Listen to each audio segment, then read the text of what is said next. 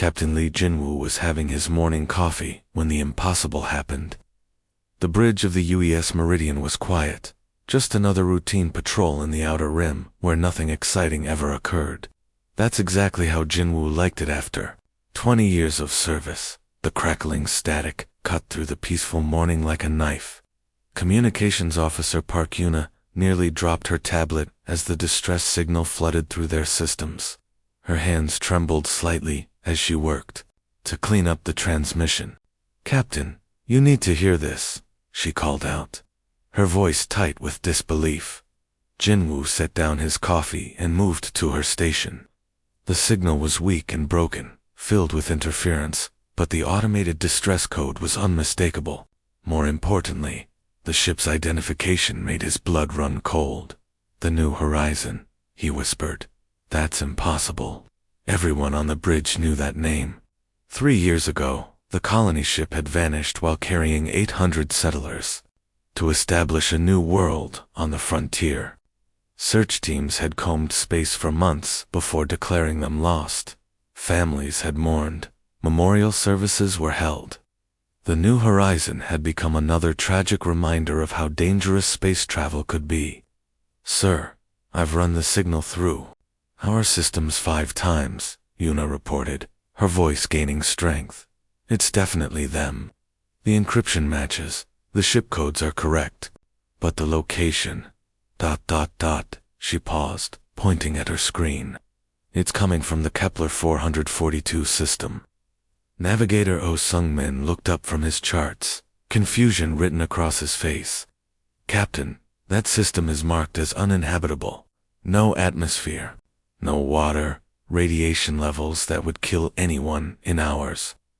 Jinwoo stared at the star charts, his mind racing.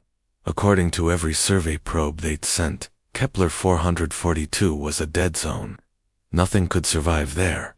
Yet somehow, the New Horizon was not only there but sending distress signals. "Maybe our surveys were wrong," suggested Science Officer Kim Min-ho, quietly. "Or maybe something changed." The captain felt the weight of decision pressing down on him. They were at the edge of known space, days away from any backup.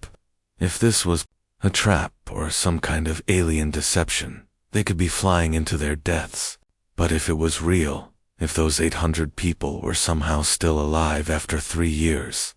"Set course for Kepler 442, Jinwoo ordered, his voice firm despite the uncertainty gnawing at him. "Maximum burn. And send word to Fleet Command about our change in mission." The Meridian's engines came alive with a deep rumble that vibrated through the hull. As they accelerated toward the unknown, none of them could imagine they were flying toward humanity's darkest hour and its most glorious victory. When the Meridian Asterisk finally arrived at Kepler 442, Captain Lee Jinwoo couldn't believe what he was. Seeing the planet that was supposed to be a dead rock was actually green and alive, with flowing rivers and thick forests stretching as far as their sensors could reach. "How is this possible?" whispered Navigator Oh Sung-min, staring at the readings. "Every probe we sent here showed nothing but radiation and death." But there was no time to solve that mystery. The wreckage of the New Horizon was spread across a beautiful valley, like the pieces of a shattered toy. The massive colony ship had clearly crashed hard, its hull cracked open in several places. What made Jinwoo's heart race was what he saw scattered around the wreckage.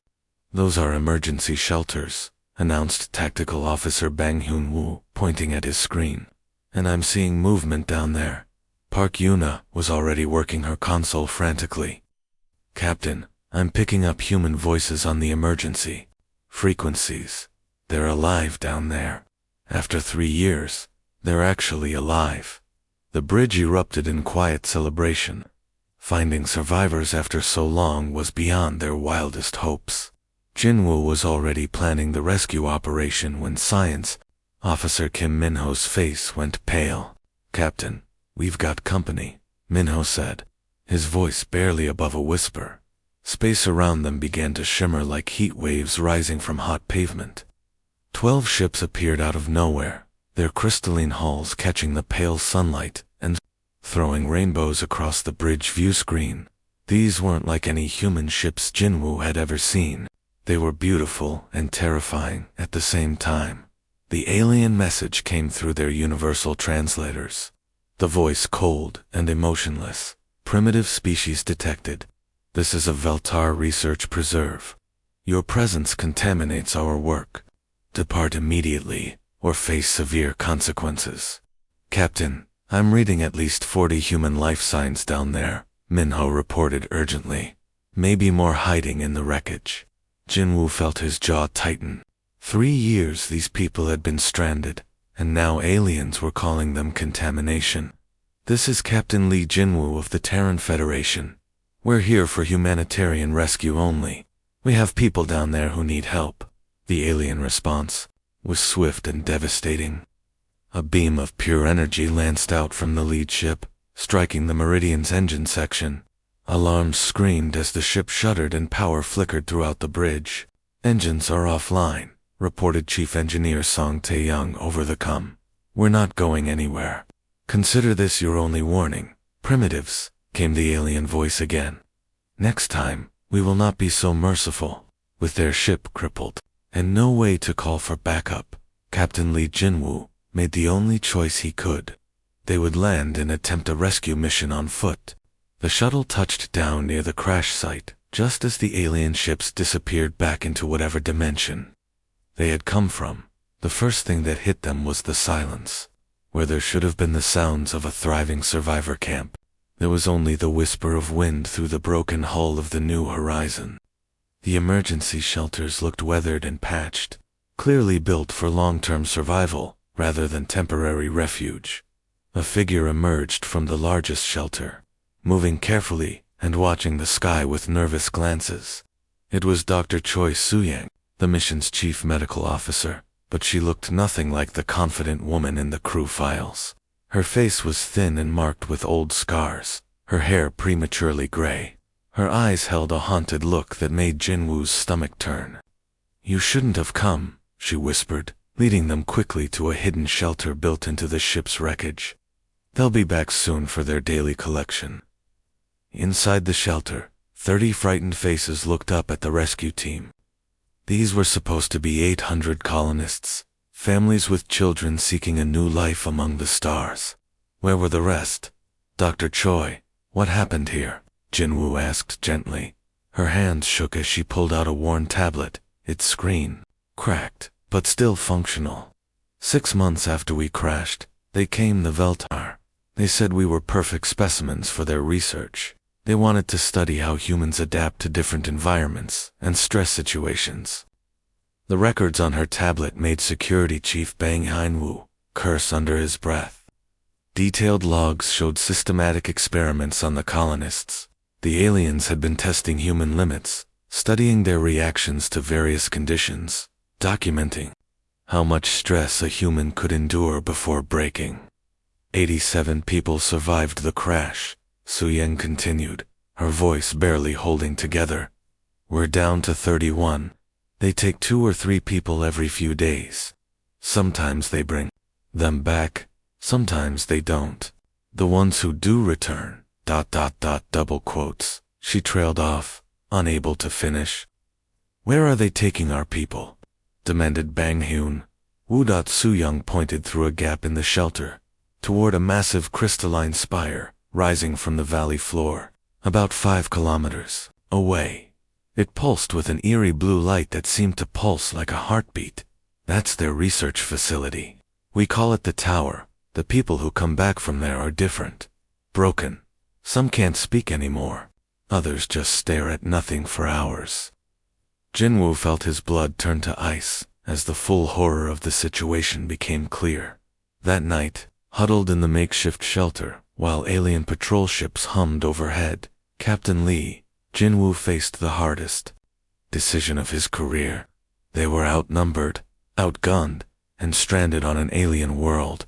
Any reasonable commander would try to hide and wait for rescue that might never come.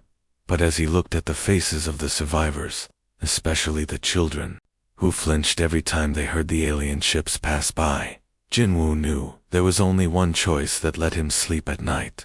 We're not running, he announced to his crew And the colonists were going to fight back. Some of the survivors looked at him like he'd lost his mind. Security Chief Bang Hunwoo was the first to speak up. "Captain, with respect, we have 12 people against an entire alien research facility. That's not a fight. That's suicide." "Maybe," Jinwoo replied. "But I'd rather die fighting than watch them take our people one by one." Chief Engineer Song Tae-young had been quietly studying the alien technology from the wreckage of their patrol ships. "Captain, I might have something," he said, pulling out his scanner. "Their shields are incredibly advanced, but I've noticed something interesting. Every piece of their tech is connected to a central network." He showed them the readings on his device. "It's like their entire civilization runs on one giant computer system. If we could overload that network, their ships, their facility, everything would shut down at once." The plan that emerged was desperate and dangerous. They would use salvaged parts from both ships to create an overload device. Mining equipment from the colonists would be turned into makeshift weapons. Even the agricultural tools were modified into instruments of war. "The problem is getting into their facility," Song Tae-young explained. "Someone needs to manually connect this device to their main computer core, and once it's activated, they'll have maybe 5 minutes before the whole place comes down." Pilot Officer Jang Naean stepped forward without hesitation. "I'll do it." "Naean, this is a one-way mission," Jinwoo said quietly. She shrugged, but her eyes were steel. "I've been flying since I was 16. Shuttles, fighters, even craft. I can pilot anything with engines, including their ships if we're lucky. Besides, those monsters have been torturing our people for 3 years. Someone needs to make them pay." As darkness fell over the valley, the ragged group of humans prepared for what seemed like an impossible mission. The crystalline spire was even more terrifying up close. Its walls pulsed with that eerie blue light, and strange sounds echoed from within. Pilot Officer Jang Naean clutched the overload device to her chest as she slipped through a maintenance opening that Chief Engineer Song Tae-young had identified. Inside, the facility was a maze of corridors that seemed to shift and change. The walls were transparent, allowing her to see into chambers that made her stomach turn. But she pressed forward, following the energy readings on her scanner, toward the central core. Meanwhile, Captain Lee Jinwoo led the rescue team through the lower levels. What they found in those chambers would haunt him for the rest of his life. The missing colonists were there, but many were barely recognizable. Some sat staring at nothing, their minds clearly broken.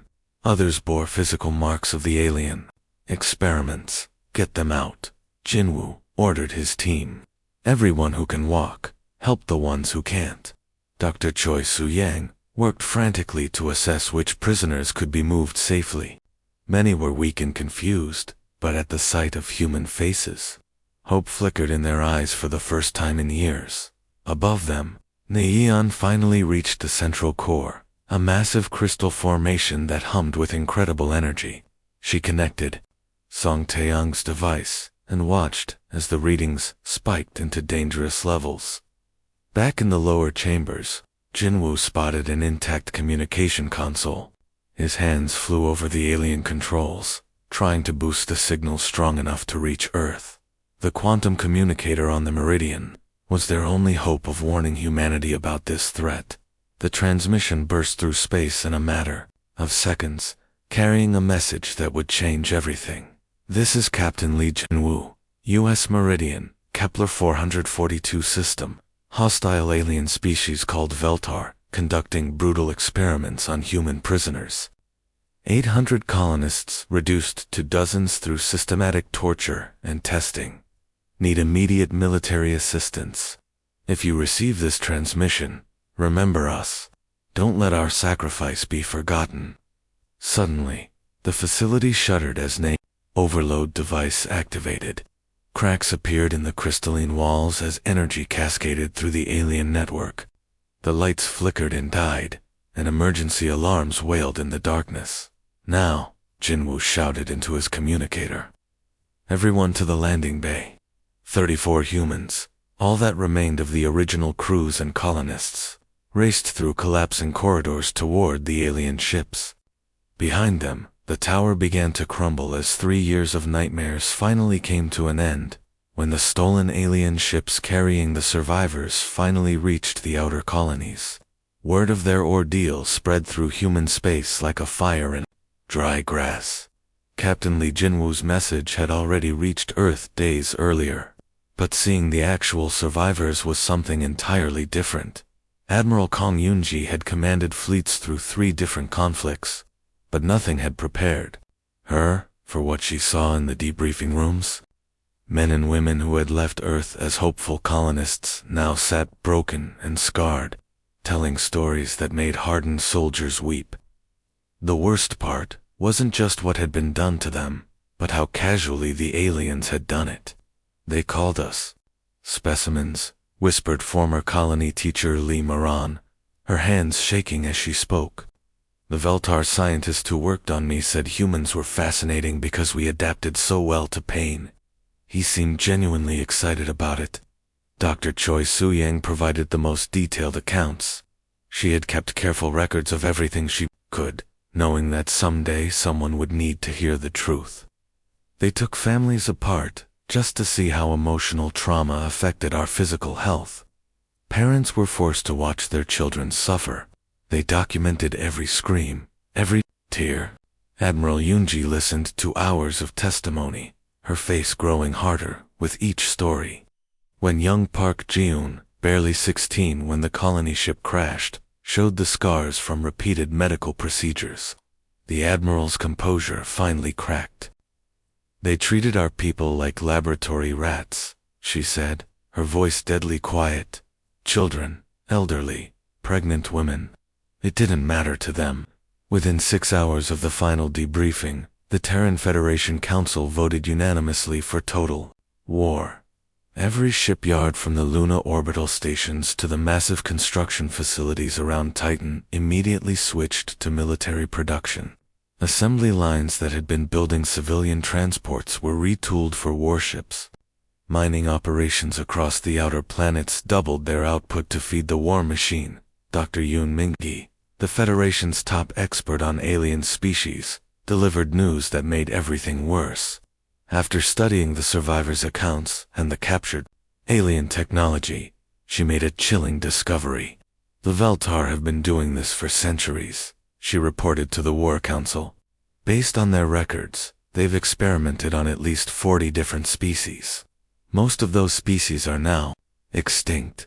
They believe it's their natural right as the superior race."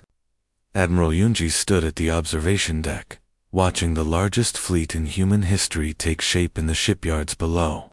Then it's time they learned what happens when they pick on the wrong species.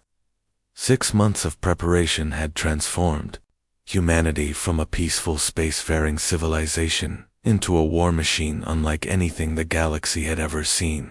When the fleet finally arrived at the edge of Veltar space, even the veterans were amazed by what they had accomplished. 300 warships stretched across space in perfect formation. At the center, the massive dreadnought Retribution bristled with weapons designed specifically to tear through crystalline hulls. Admiral Kong Yunji stood on the bridge, watching sensor readings that showed dozens of Veltar worlds ahead. Captain Li Jinwu, now commanding his own destroyer squadron, felt a grim satisfaction as he looked at the fleet around him. Every ship had been built with one purpose: to ensure the Veltar could never again hurt innocent people. The alien response was exactly what they expected.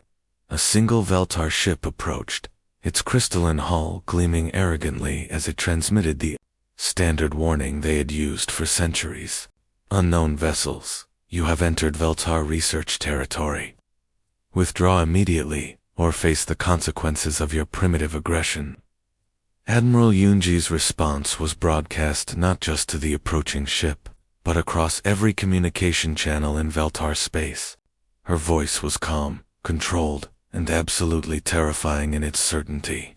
3 years ago, our people sent a simple distress call, asking for help. You had the chance to show mercy then. Instead, you chose to torture them, experiment on them, and treat them like animals. Now you learn what happens when humans have no mercy left to give. The attack began immediately. Human ships, equipped with weapons based on hard-won knowledge of Veltar weaknesses, struck like lightning across their territory. The aliens' adaptive shields, so effective against conventional weapons, were useless against the focused energy bursts humanity had developed. Research station after research station fell to the human assault. At each facility, rescue teams found the same horrifying scenes. Laboratories filled with beings from dozens of different species, all subjected to the same cruel experiments that had broken the human colonists. The liberated prisoners told similar stories. The Veltar had been doing this for hundreds of years, believing themselves superior to all other life forms. Species after species had been captured, studied, and eventually destroyed. But as the human fleet methodically destroyed their research network, the Veltar Empire began to collapse. Their crystalline cities, once symbols of their advanced civilization, burned under human weapons. In just 3 weeks, an empire that had terrorized the galaxy for centuries was reduced to scattered survivors fleeing into deep space. The hunt had begun, and humanity would not stop until every last facility was destroyed. As human fleets systematically destroyed Veltar research facilities across the galaxy, the alien High Council finally realized they were facing something they had never encountered before. These weren't just another primitive species to be studied and discarded. Humanity had become their judge, jury, and executioner. The surrender message came directly to Admiral Kung Yunji's flagship, transmitted on all frequencies to ensure it couldn't be ignored. The Veltar High Council, speaking through their eldest member, offered complete surrender and reparations for their actions. "We acknowledge our mistakes," the alien leader transmitted. "We offer full compensation, immediate release of all prisoners, and complete withdrawal from your territory. We seek peaceful resolution to this conflict." Admiral Yunji listened to the entire message in silence, her command staff waiting for her response. When she finally spoke, her words were broadcast across every human ship and somehow found their way into alien communication networks throughout the galaxy. "Surrender implies you deserve mercy," she said, her voice carrying the weight of 3 years of human suffering. "Your actions have forfeited that right. You had centuries to show mercy to your victims. You chose cruelty instead." The human response was swift and absolute. Instead of accepting surrender, the fleet launched coordinated strikes on every remaining Veltar world simultaneously. This wasn't about conquest or territory. This was about ensuring the Veltar could never again hurt anyone. Captain Li Jinwu, now commanding Task Force 7, led the assault on the core research worlds. These were the heart of Veltar civilization, where their most advanced laboratories conducted their worst experiments. The liberation of these facilities revealed the true scope of their crimes. Dr. Choi Soo-yang had volunteered to help document the survivors they found. As a survivor herself, she understood what these beings had endured. The scenes in the liberation camps were overwhelming. Creatures from across the galaxy, some barely recognizable as sentient beings after years of experimentation, slowly learning they were finally safe. "How many species did they destroy?" Jinwoo asked, as they watched families reunite for the first time in decades. "Our preliminary count shows evidence of experiments on over 60 different species," Soo-yang replied, her voice heavy with the weight of discovery.